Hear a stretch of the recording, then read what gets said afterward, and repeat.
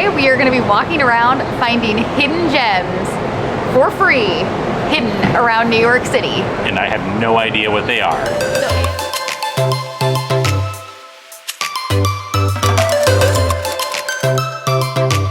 We are here in the financial district, but as New Yorkers like to call it, we call it Friday. We're in... That dog is very excited for us. We are in Friday and we are going to be walking 5 minutes from our first stop. We stopped at the Fulton Street subway station and I'm gonna be showing Andrew our first stop, so let's go. Katie said, Andrew, I've been finding a bunch of places and I'm gonna take you, but I have absolutely no clue where they are except general boroughs, which, I mean, Manhattan, Brooklyn, I think there's one in Queens. So it'll be an adventure. And I'm kind of excited to see, but I have no clue what context even any of this is in.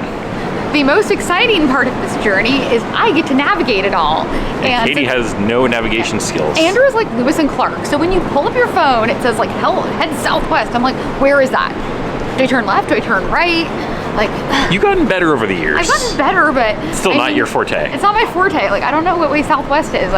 We just went the wrong way and we're coming back. So you guys are gonna be missing a lot of this in the we'll edit that out.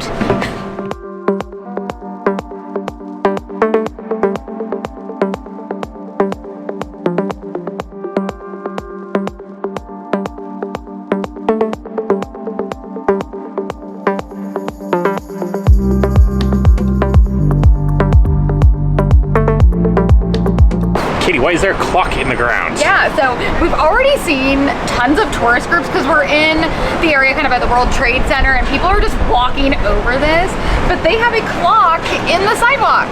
That is so random. And this is called, it's the Barman Clock. And basically this area used to be known for having like watches and jewelry makers. And so Barman was a guy who owned a shop right here and he wanted people to like come into his shop. So he built this clock in the ground as like a tourist attraction. And now his shop is in Brooklyn, but the clock remains and they still maintain it. That's so cool. So it's still maintained here. Because it is 9:53 and yeah, it's pretty close. So William Barman put it in 1884 and he still has a shop in Brooklyn, but he keeps the clock here and they still maintain it. How about that? Yeah. How unique. So many tourists just walk over this, but it is a clock, with a compass in the sidewalk, like right in the middle of like tourist New York. Bravo. Yeah. We probably walked on this before. I know, we probably walked on this. Katie's 1 for 1 so far. 1 for 1, we found it. Now we're doing a 9-minute walk over to John Street and we're gonna find something that is kind of related to this. So you're gonna kind of see a connection. Is it another clock? Maybe, maybe not. We're gonna see though. All right, this way? Let's head this way.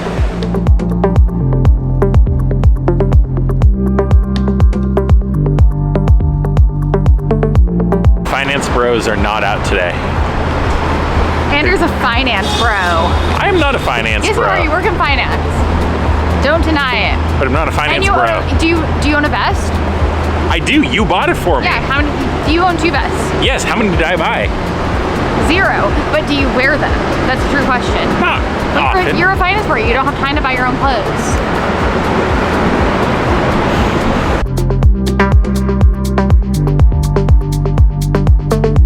Why does this building have numbers lighting up?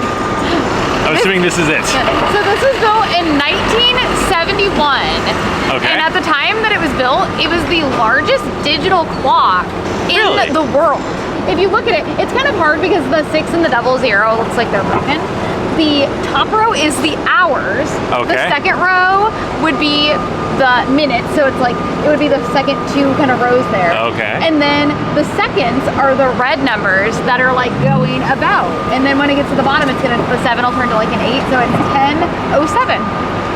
Wow. Yeah, so it's a digital clock, and at the time it was the biggest in the world, and they built it here in the financial district, and then it was on top of a Starbucks for years. Now it looks like it's more of an independent coffee roaster. Yeah. But yeah, this is a clock. That is so random. I know, we went with the clock theme down here. Never noticed that before. Yeah. It's one of those things that like I think you notice and you see it's like an art piece. But, and you think it's just flashing but lights. But people don't know it's a clock. Yeah. And again, accurate in time. How about that? How cool. 2 for 2. 2. We are going to the scariest part of Andrew's journey. Midtown. Dun, dun, dun.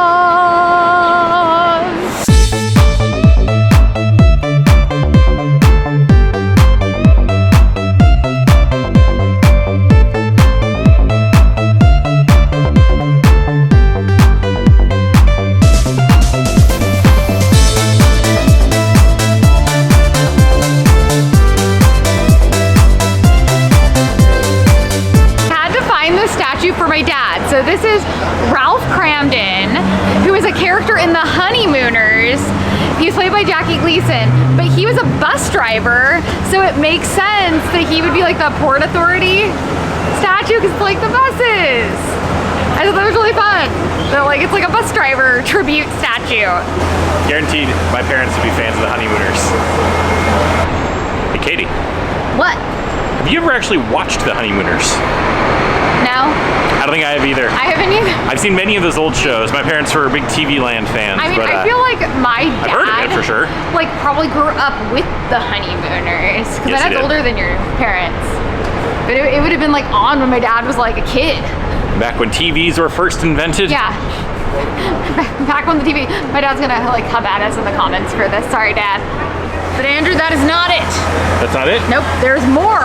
Uh-oh. Because you can't have a bus driver statue without another accompanying statue at Port Authority. So we're gonna go back inside Boat and statue? see another statue that would be like kind of the other side of Port Authority. So we're gonna go check Is it like it out. a love boat? We're gonna see. Found it.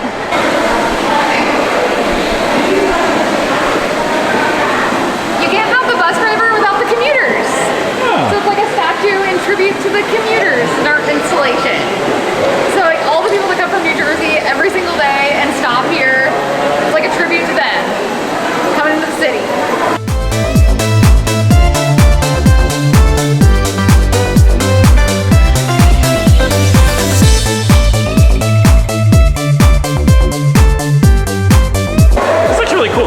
Things where you would walk by it a million times but never actually stop to look and see what it is or put the connection to things. Very neat.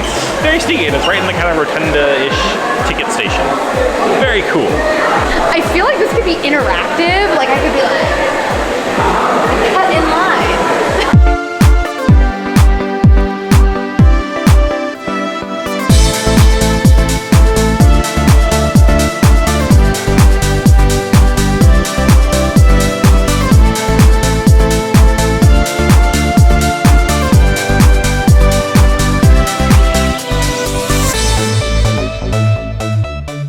Could be anything.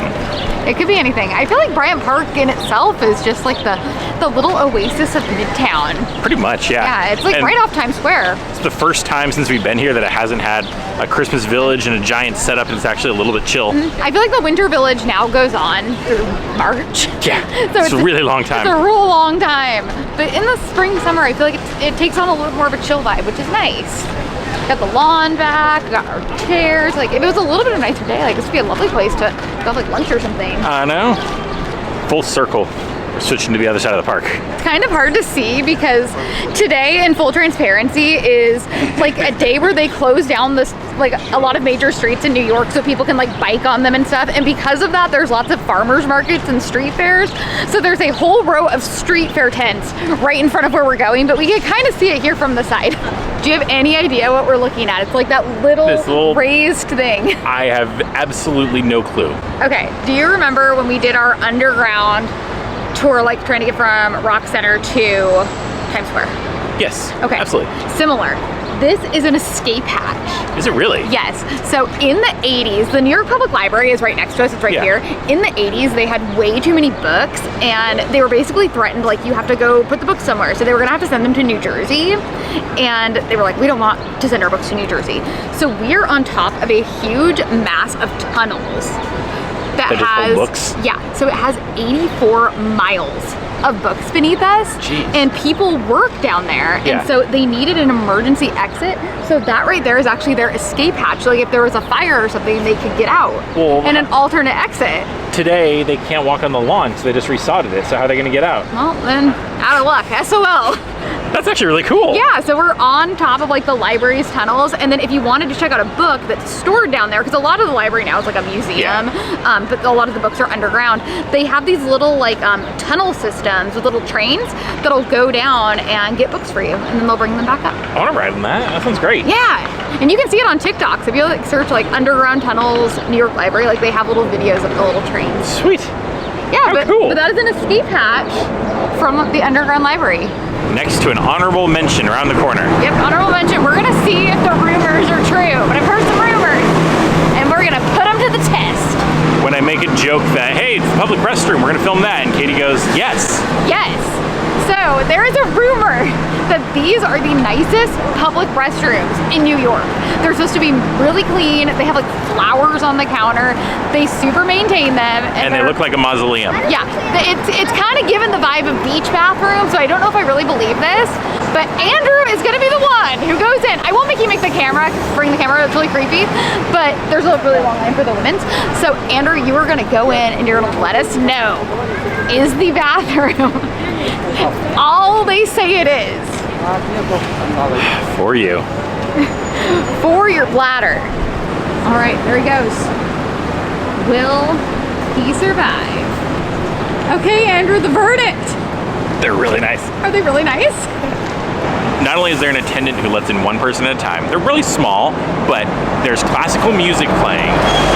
It's clean. There's tile like on the walls. There's orchids next to the sink. The sinks are actually like pedestal sinks and everything. It was beautiful. Like I would almost say, Katie, take the 2 people in line and go for it. It's actually really nice for a public bathroom. All right, they were real nice. Like we stand corrected. They had an attendant, and then they had like these touchless toilet seat covers. They had classical music. Like if you need to use the toilet in New York, use it here. Bryant Park toilets. Stamp of approval.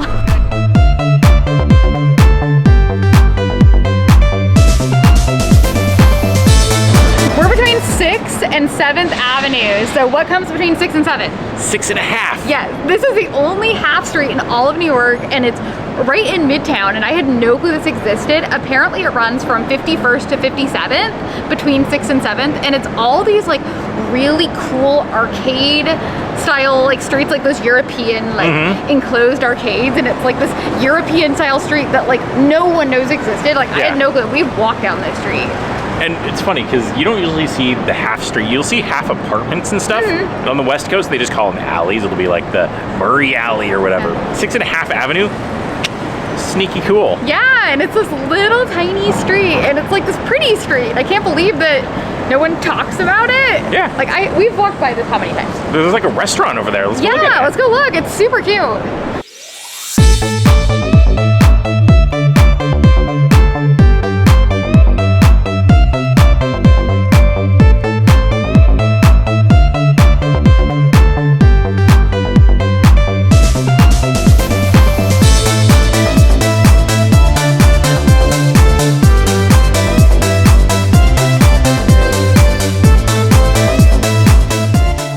New York, the only city that can have major streets of 1st, 2nd, 3rd, 5th, 6th, 6.5, but no 4th. Don't ask us why there isn't a 4th. We don't know, but watch the SNL parody.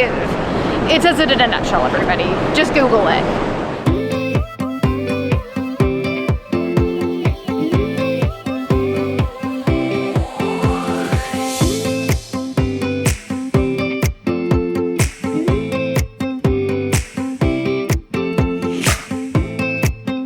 Another day, another borough, and we are on to Queens. We're in Queens. And why are we here?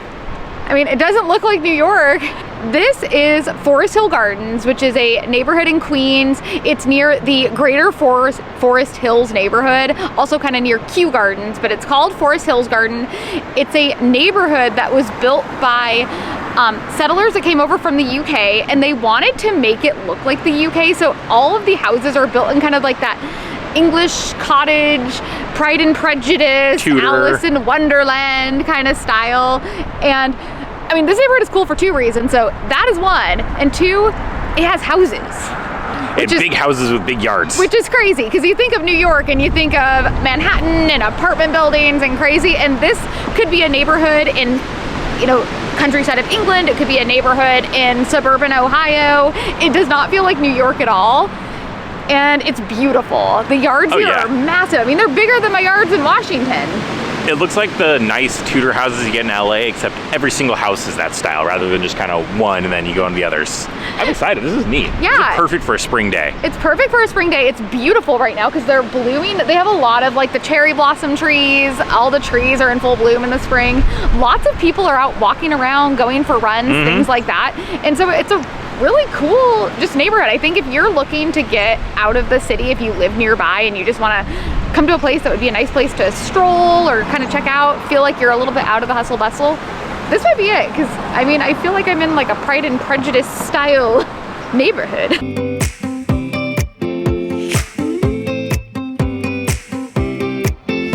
Pretty, I can't believe I'm in New York. I mean, all the flowers, all the yards, makes me want an English tea time.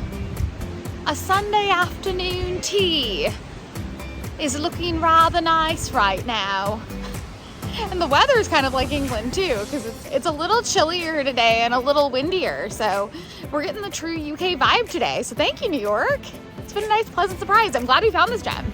Such a Disney reference, but I keep getting like Mr. Toad's Wild Ride vibes.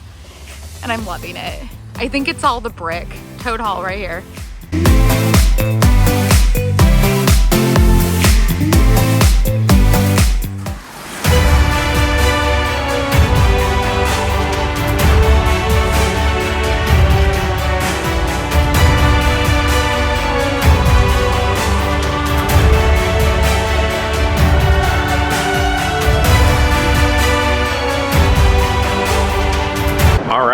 This next leg of the journey, which Katie dragged me back out of Queens into Brooklyn and to a Floor and Decor. Yep, we are at a Floor and Decor, formerly Random. a Bed Bath & Beyond. Which made it difficult to find because they don't exist. An unexpected thing showed up in the lobby. Yep, and it's something that we called back to a little earlier, and Andrew didn't get the hint, but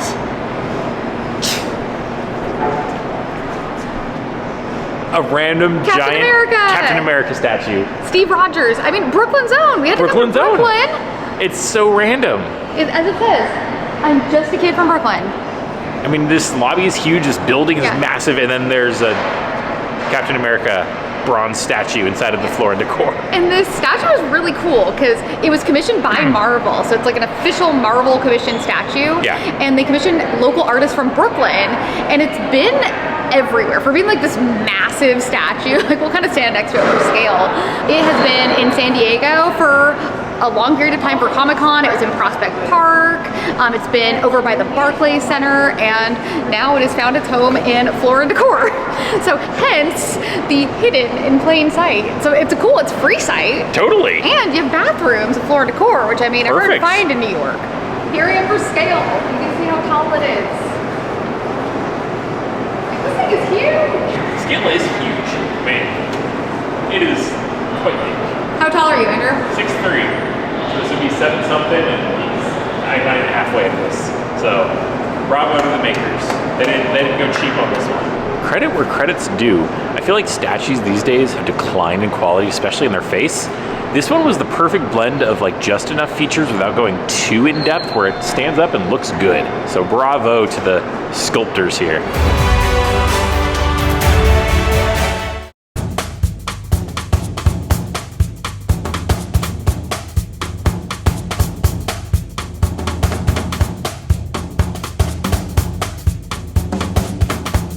Now we are in Parkside, Brooklyn. Right next to Prospect Park, and I think this is the second to last stop. Yeah, second to last stop. And this time we're going in a store, and I wanted to pick this store because it is kooky and crazy and super weird. And we like that. I hope you like monsters. Yes. Yes. Who doesn't? Who doesn't like monsters? We're gonna go check it out. It's called Leroys Place, and it's on 7th Avenue in Park Slope. It's supposed to be really cool. It's supposed to be really kooky. It's all these like local artists that make these very kooky, kind of locally made things, and I wanted to check it out. All right, let's do it.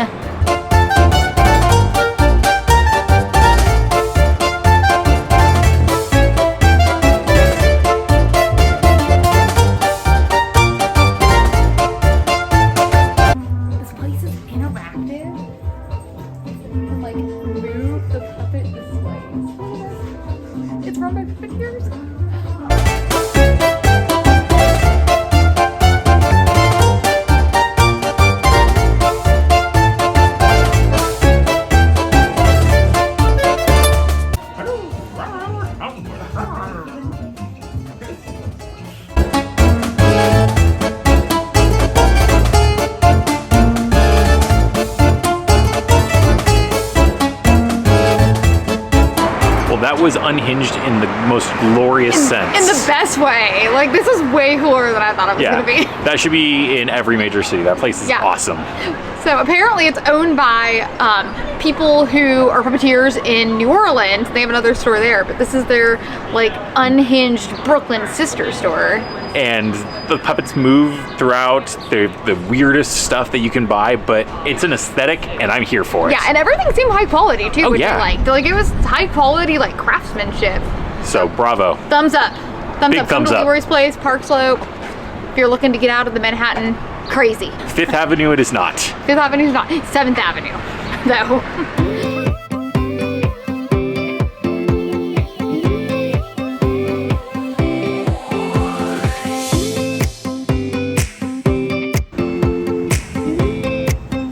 Our last stop might be our cutest and most Instagrammable spot.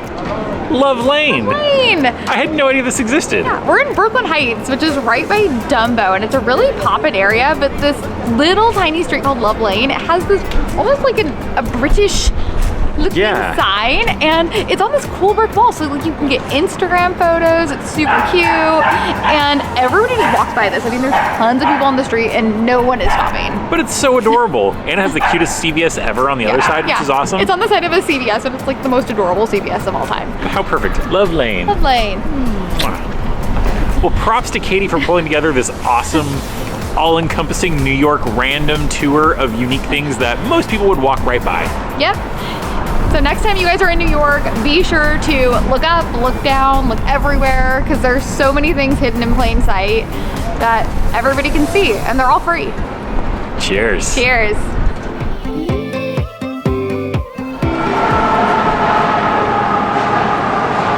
me 1 second.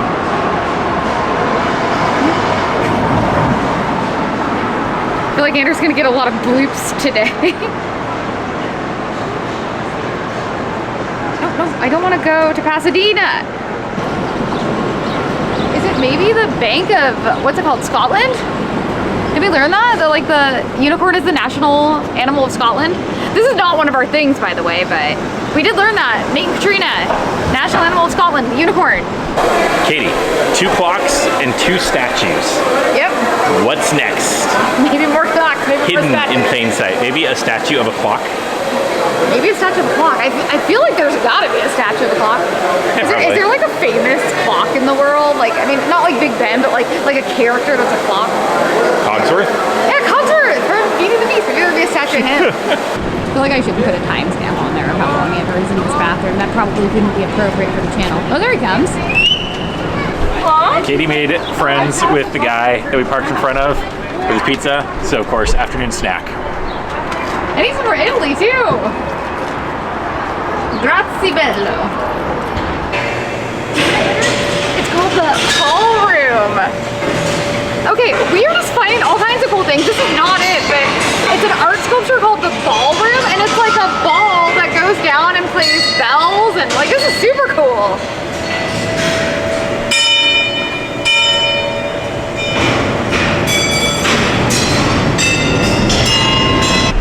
The cutest CVS ever. Like, Hold on a sec.